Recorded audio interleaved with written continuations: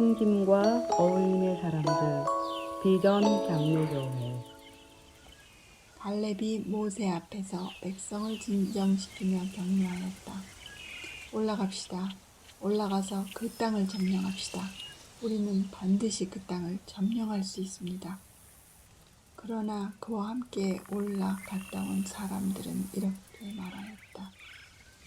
우리는 도저히 그 백성에게로 쳐 올라가지 못합니다. 그 백성은 우리보다 강합니다. 그러면서 그 탐지한 땅에 대해 나쁜 소문을 퍼뜨렸다. 그들은 이스라엘 자손에게 그 땅에 대해 이렇게 말하였다. 우리가 탐지하려고 두루 다녀본 그 땅은 그곳에 사는 사람들을 삼키는 땅이다. 또한 우리가 그 땅에서 본 백성은 키가 장대 같은 사람이다. 거기에서 우리는 또 네피림 자손을 보았다. 아낙 자손은 네피림의 한 분파다. 우리는 스스로가 보기에도 메뚜기 같았지만 그들의 눈에도 그렇게 보였을 것이다. 말씀 읽는 사람들 비전 장로교회. 오늘 이 아침에 같이 나누고자 하는 하나님 말씀은 시편 15편입니다. 시편 15편.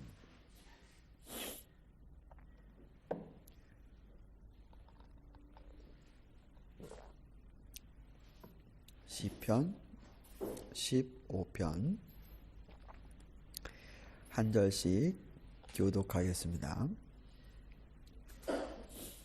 주님, 누가 주님의 장막에 살 수 있겠습니까? 누가 주님의 거룩한 산에 머무를 수 있겠습니까? 깨끗한 삶을 사는 사람, 정의를 실천하는 사람, 마음으로 진실을 말하는 사람, 혀를 놀려 남의 허물을 들추지 않는 사람, 친구에게 해를 끼치지 않는 사람, 이웃을 모욕하지 않는 사람, 하나님을 없이 여기는 자를 경멸하고 주님을 두려워하는 사람을 존경하는 사람입니다.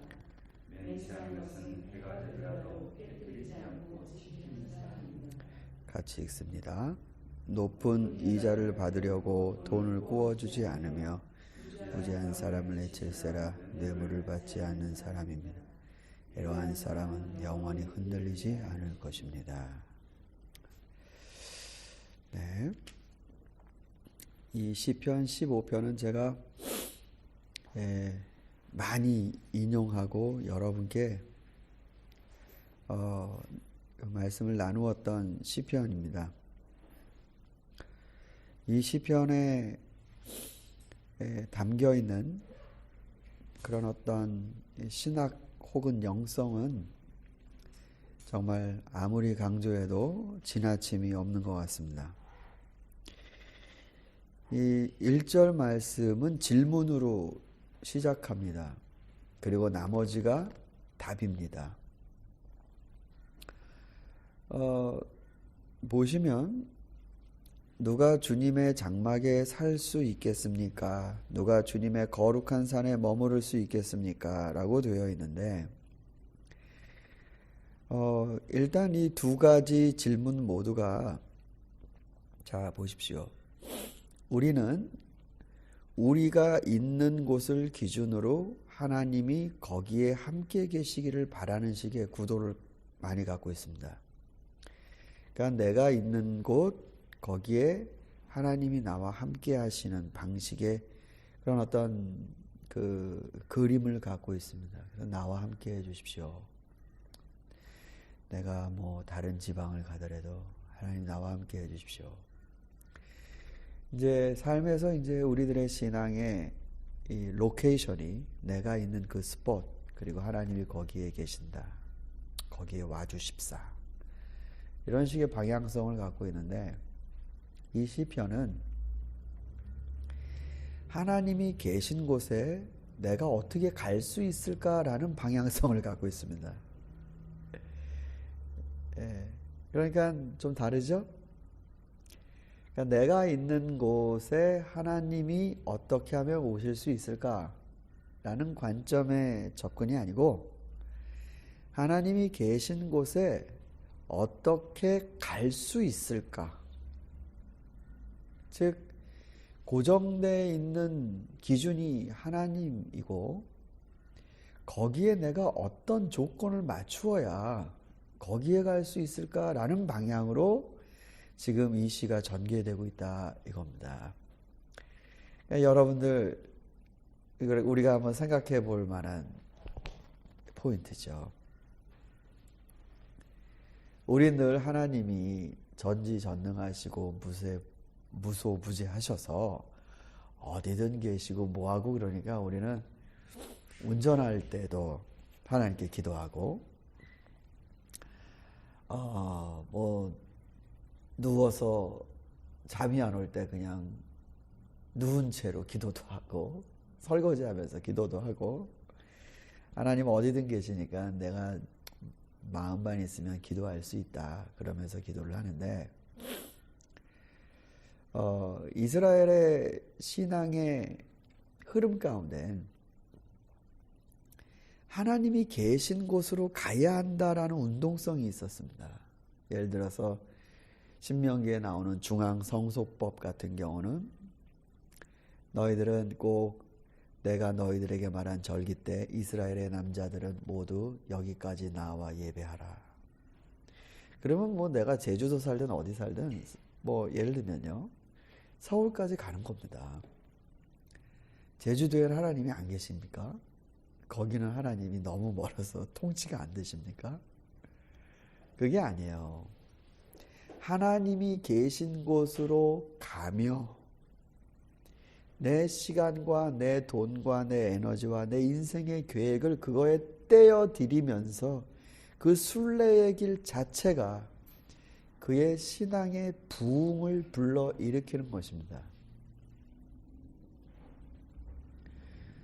집에서도 편히 기도할 수 있습니다. 그러나 특별한 시간, 특별한 장소,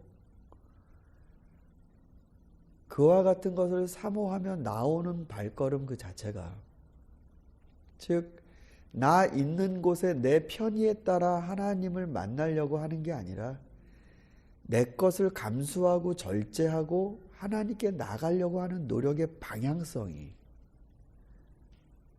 그것이 이스라엘 신앙의 매우 중요한 그림이었습니다.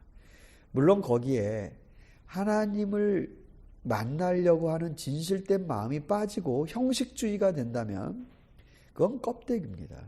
그건 선지자들의 비난을 받는 허위적인 종교의식에 불과하게 됩니다. 그러나 내가 하나님을 찾아야 되는데요.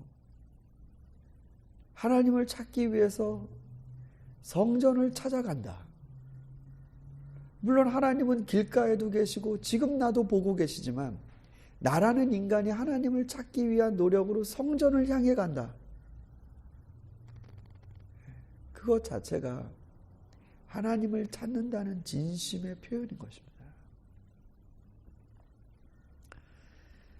이 시편의 첫 물음은 하나님이 거하시는 곳에 어떻게 도달할 수 있을까라는 질문을 품고 시작됩니다.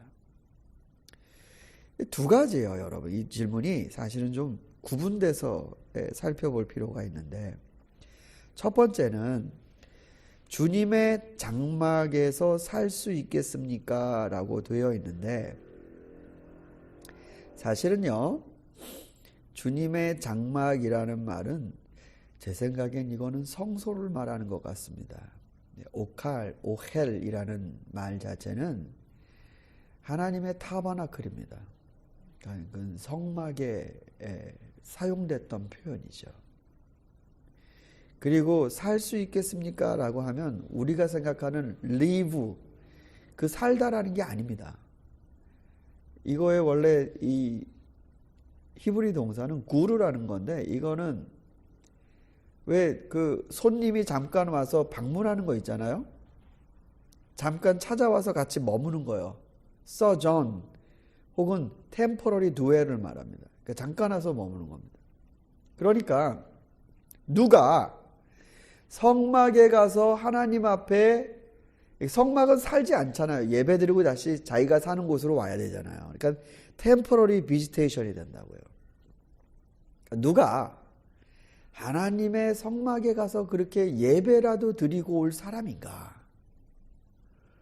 하나님 존전에 나아가 누가 과연 하나님 저 왔습니다 라고 제 예배 받아주십시오 라고 말할 수 있는 예배자인가?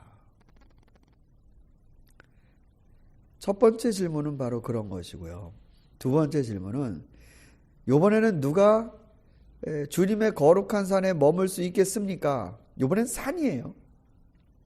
이거는 쉐칸인데 이거는 정말로 드웰링입니다. 거기에서 살다라는, 거주하다라는 겁니다. 여기에서 거룩한 산 그러면 뭐 신의 산이나 이런 게 아니라 시온을 의미하는 예루살렘을 말하는 것 같습니다.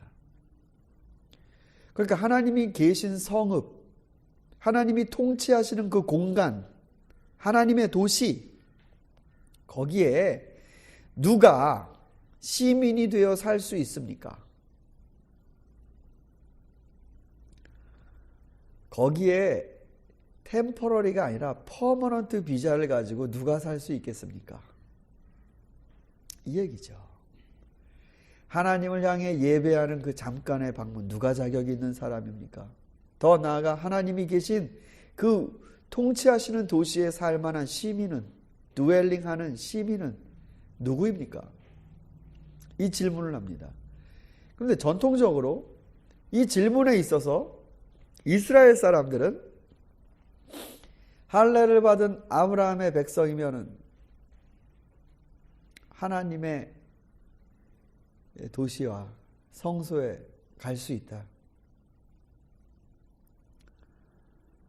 이런 외적인 조건들을 얘기했었습니다. 우리도 그러지 않아요, 여러분? 누가 천국 갑니까? 그러면 우리 다 예수님을 구주로 고백하고 십자가 사건을 내 사건으로 받아들이는 그 사람이 참 신자가 천국을 갑니다. 이렇게 대답하잖아요. 이 당시에도 이스라엘 백성들에게 누가 하나님의 성소에 갈 수 있는 사람입니까? 그럼 객관적으로 얘기했을 거예요. 남자여야 되고 아브라함의 자손이어야 되고 뭐 이런 조건들을 얘기했을 것입니다. 그런데 이 시편에서는 그런 외적 조건이 전혀 통용되지 않습니다. 그따위 것들은 감히 하나님을 만나는 조건에 들 수 없다라고 하듯이 전적인 새로운 기준을 들고 나오는 겁니다. 하나님 장막에 머물 수 있는 사람, 하나님 계신 성소에 예배할 수 있는 사람, 그러며 이 시인이 제시하는 그 퍼머넌트 비자 누가 갖고 있는가? 그 조건이 첫째가 따라해 보십시오. 깨끗한 삶을 사는 사람.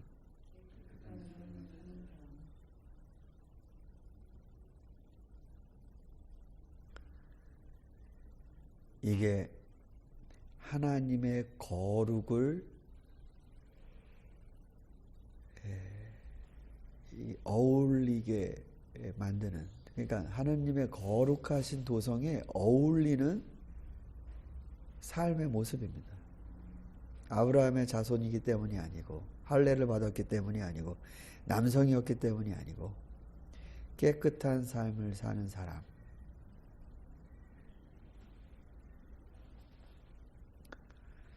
전 이런 생각해 봅니다. 구약의 이 시편의 하나님이 오늘날은 바뀌셔서 깨끗한 삶을 살지 않아도 되니까 너희들은 그냥 예수만 믿으면 얼마든지 죄 짓고 나와서 예배 드려도 내가 다 들어주마. 그렇게 바뀌셨을까? 어떻게 생각하십니까? 마음을 바꾸셨을까요?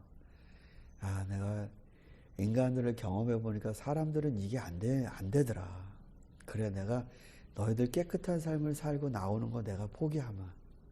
그냥 더러운 모습으로 그냥 그렇게 살아라. 구원은 아무래도 나랑 예수님이랑 예수랑 둘이 알아서 하는 게 제일 나은 것 같다. 너희들은 안 바뀌는구나.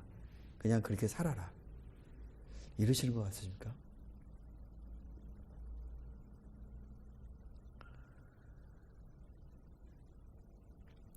바울도 그렇고 베드로도 그렇고 야고보도 그렇고 그들이 신약에서 남긴 성경 말씀을 보면 너희는 이래야만 한다, 이렇게 깨끗이 살아야만 한다 라고 법으로 내려주지 않아요. 다 이런 논조입니다. 너희가 예수 그리스도의 은혜를 맛보았으니 그럼 이렇게 사는 게 마땅하지 않느냐라는 식으로 갑니다. 그리스도의 참된 은혜를 맛보았는데 순결하신 분의 더러운 자를 향한 피를 흘리는 걸 내 것으로 받아들였는데 그러니 너희가 세상의 더러움을 멀리하고 깨끗한 삶을 사는 게 마땅하지 않느냐. 법이 아니라 그게 도리 아니냐. 이렇게 말합니다.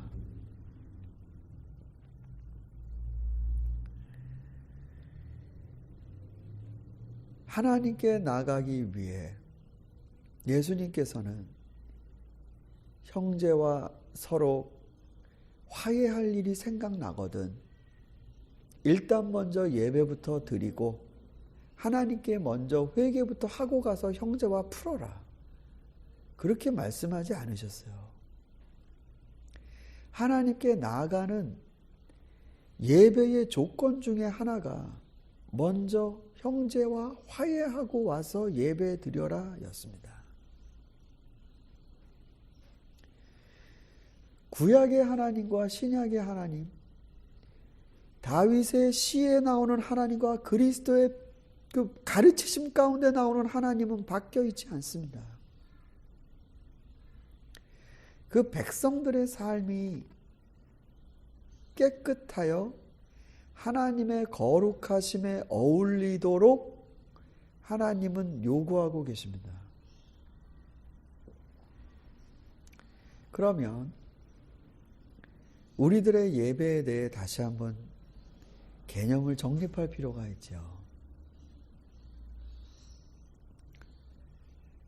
내가 깨끗한 삶을 살려고 노력하는 그 과정이 바로 예배를 향한 프로세스가 된다는 말입니다. 주일날 성전에 나와서 예배드리는 그 한두 시간이 예배 시간이 아니고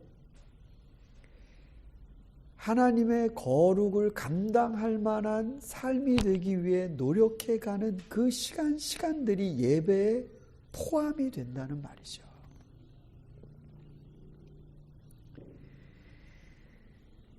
사랑하는 우리 성도 여러분, 깨끗한 삶을 살기 위해 노력하십시오. 그거는 제가 여러분을 몰래 이렇게 첩자들을 붙여서 여러분을 사는 걸 봤더니 깨끗하지 않아서 제가 지금 이렇게 말씀드리는 게 아닙니다. 하나님이 요구하시는 것이 우리 모두에게 청결한 삶을 살라는 것입니다. 깨끗한 삶을 살려면 어떻게 해야 됩니까? 단순화시키십시오. 복잡하게 여러 가지 것들을 다 널려놓지 마시고 단순화시키십시오. 그리고 적당함에 지혜를 가지십시오. 욕심이 아니라 적당함에. 예를 들어서 돈은 얼마만큼 벌어야 되는지 여러분 그 적당함에 대해서 고민해 보신 적 있습니까? 우리들의 생각 가운데 그냥 많이 벌면 되는 거죠. 그래서 내가 새빵 살다가 집 한 칸이 생겼는데 거기서 우리 식구 이제 론도 다 갚고 잘 살게 됐는데 집 2칸 살게 될 기회가 생겼습니다. 집 2칸 생겼습니다. 4칸 생길 기회가 생겼습니다. 4칸 가졌습니다.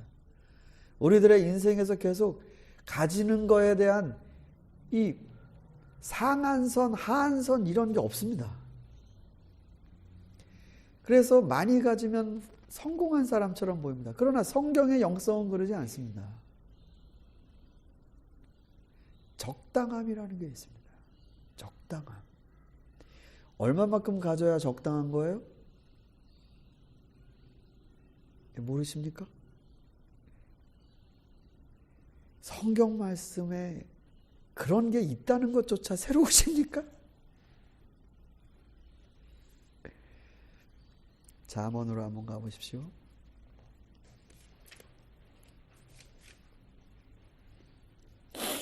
잠언 30장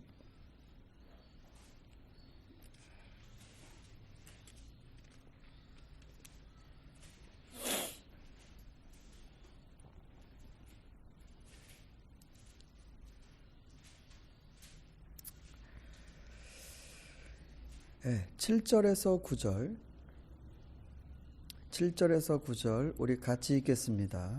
시작. 2가지를 간청드리니 제가 죽기 전에 그것을 이루어 주십시오. 허위와 거짓말을 저에게서 멀리하여 주시고 저를 가난하게도 부유하게도 하지 마시고 오직 저에게 필요한 양식만을 주십시오. 제가 배불러서 주님을 부인하면서 주가 누구냐 하고 말하지 않게 하시고 제가 가난해서 도둑질을 하거나 하나님의 이름을 욕되게 하거나 하지 않도록 하여 주십시오. 자, 이 말씀을 보시면 얼마만큼 갖게 해달라고 기도해요?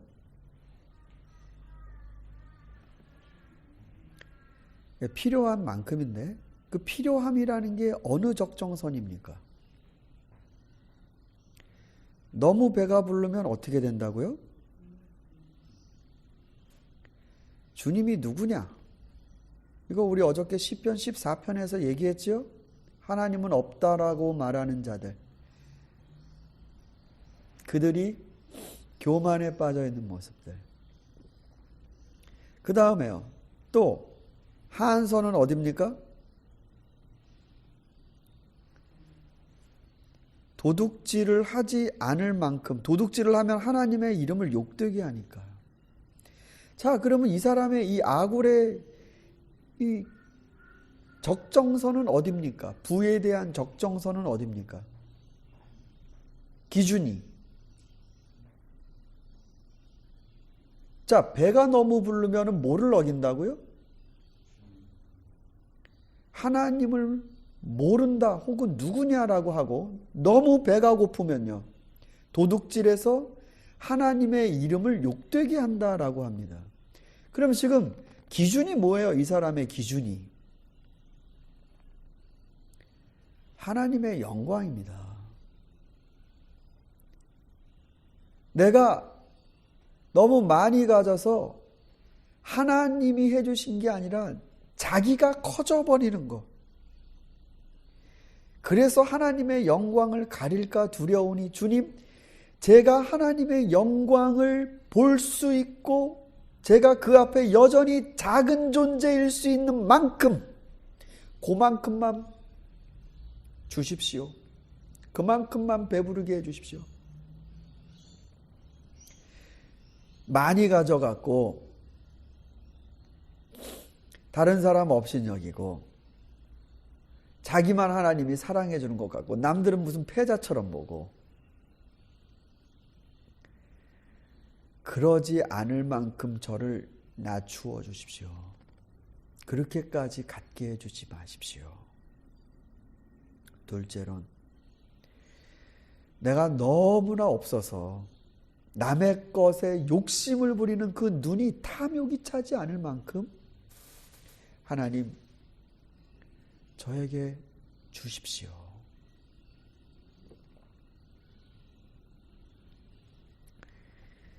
깨끗한 삶을 사는 것. 그건 정말 어렵습니다. 아니 그게 어렵기 때문에 그냥 예배당 가서 돈이나 바치고 뭐 기도나 몇 번 꾸벅꾸벅하고 하면은 그걸로 내가 하나님께 오늘 예배 드렸네. 그런 식의 제도화된 것으로 가는지 모릅니다. 깨끗한 삶을 사는 게 힘드니까 예배로 제도화시키며 그냥 그걸로 하나님 이걸로 그냥 합시다 라고 가는지도 모릅니다. 그러나 이 시편 15편의 시인은 그게 아닙니다. 철저하게 하나님이 찾으시는 것은 하나님의 거룩에 어울리는 인간의 모습입니다. 우리 그리스도인들은 많이 생기면 생길수록 좋다라는 말을 상식처럼 알고 있어서는 안 되는 사람들입니다. 하나님의 영광이라는 기준을 가지고 사는 사람들이 되어야 합니다.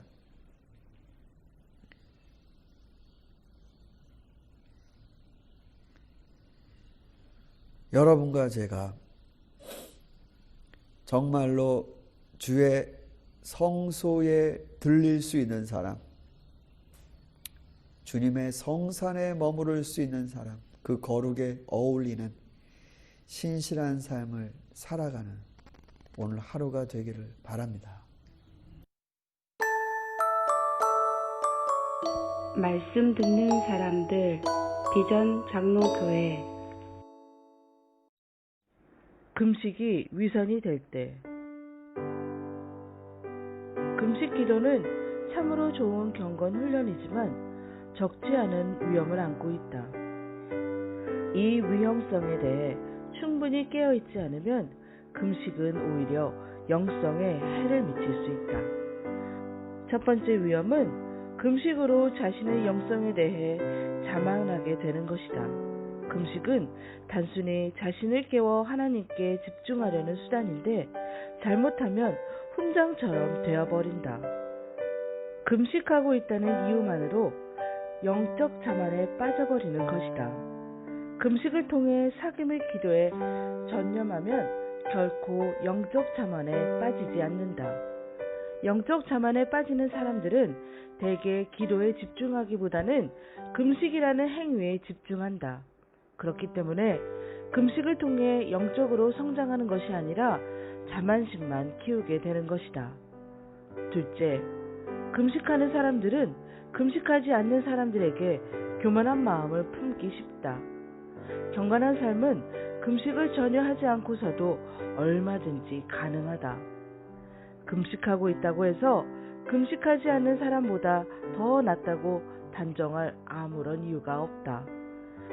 그런데 많은 사람들이 금식한다는 사실만으로 금식하지 않는 사람들에게 우월감을 느끼곤 한다.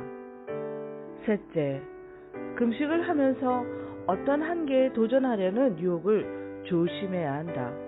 이것은 육체적 건강에 치명적일 뿐만 아니라 영성에도 아주 좋지 않다. 그 도전에 실패하면 육체적 건강에 큰 손상을 입는다. 그 실패는 또한 영적인 패배감에 빠지게 한다. 정한 기간을 채우지 못했다 해서 죄책감과 패배감에 빠지는 것은 어리석은 일이다.